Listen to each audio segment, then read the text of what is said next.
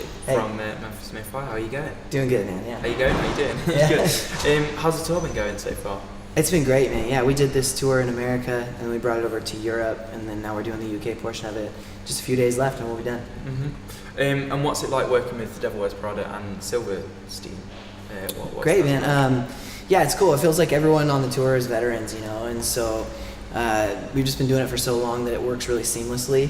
You know, there's not a whole lot of questions or wondering what's going to happen or when it's going to happen. It's like everyone just kind of falls in their place, and it works nice. So being on tour with bands like that always makes things a lot easier. So, yeah. And do you think you must be fans of their music to want to go on tour with them? I mean, yeah, you know, I guess if you're not, then it could be a slightly touchy subject. It's cool, man. No, I don't listen to a lot of heavy music, but obviously our two bands were coming up at the same time, and so it's just, you know, it's really cool. I have a lot of respect for both bands, and so it's great to be out here with them. Yeah.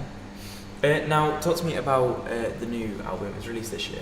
Yeah, it's called This Light I Hold. It came out in October, and you know, we spent more time writing and recording this record than any record ever. Right. You know, that we've done before. So it to me and to the band and to our management and our label and everything, this is absolutely hands down the best Memphis Mayfire record yet. And so we're really proud of it. Got a couple guest vocalists on it, Jacoby Shaddix of Papa Roach, and Larry Solomon, formerly of My American Heart, and just exciting all around. You know, every song tells a different story. Every song feels fresh, and I don't feel like there's one or two that just stand out like more than the rest. It just feels like a great cohesive record. So I mean, and many people might have a different say on this, but so you say this is the best record that you've made as a band. Yeah. Do you think that that's because it's sort of like this is your breakthrough, maybe? But I mean, people would disagree, I think. So maybe the fans that have been there from right at the beginning. Yeah, I mean, like, you know, there's always different levels of like breakthrough. You know what I mean? Like when we put out The Hollow, we broke through to a certain level, and when we put out Challenger, we broke through, and Unconditional, we broke through with Billboard charting that, you know, a lot of metalcore bands have never done before, and you know, that's all cool.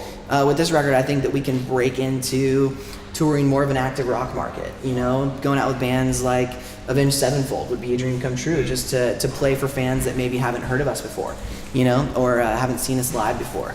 So looking forward to that for sure. But all in all, you know, just production and lyrically and all of that, the record is hands down our best record yet. Yeah. Now, it's interesting. I speak to different bands and I speak to them about arenas. Now, it is. Have you played arenas before? So maybe supporting other bands. Not on like a tour. We've done festivals that we've played arenas at, but yeah, we haven't done like an arena tour yet. So is that something? Because a lot of people say, oh, once they play arenas, you know, only the fake fans go and stuff like that. But I actually think it's quite the opposite, because then it's like it's for all fans to appreciate that you kind of made it to that. So yeah, what's your say on that? I don't think a fan is a real fan if they can't support you through your success. Yeah. You know what I mean? I mean, if you love an artist, you should be happy for them to have success to play an arena. And if you're not, then you're not a real fan. You're the opposite of that. You're wishy-washy, and you were only there just because it was trendy. You know what I mean? So I think that real fans will support you through the whole ride. Now, speak to me about your musical influences. So, do you? I mean, it sounds like a stupid question, but do you listen to a lot of the music that you play? So a lot of the music that you listen to is similar to the music that you create. Is not at all. I grew up, obviously, kind of going to shows in the whole Tooth and Nail Solid State era. Bands like Blindside and Beloved and Showbread and Embodiment, you know, like those bands brought me into this realm of music that I write and play in now.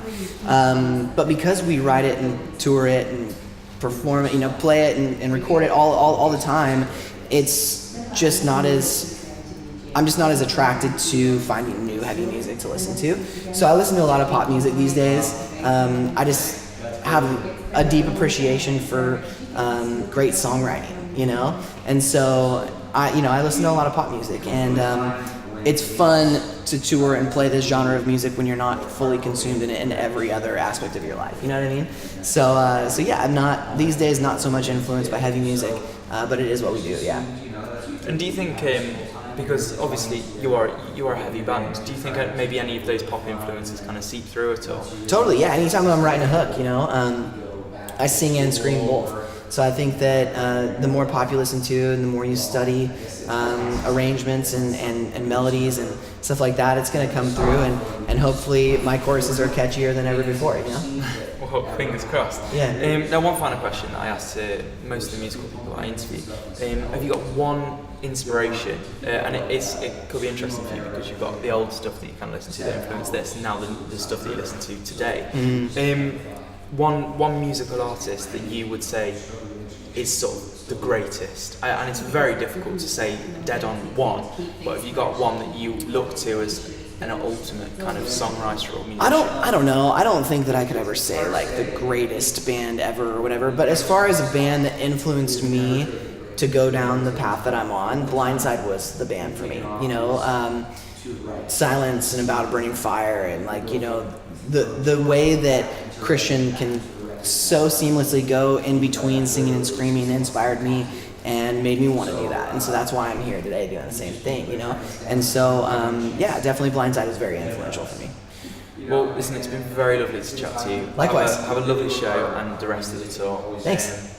See you soon. Awesome. Thank you very much. Cool.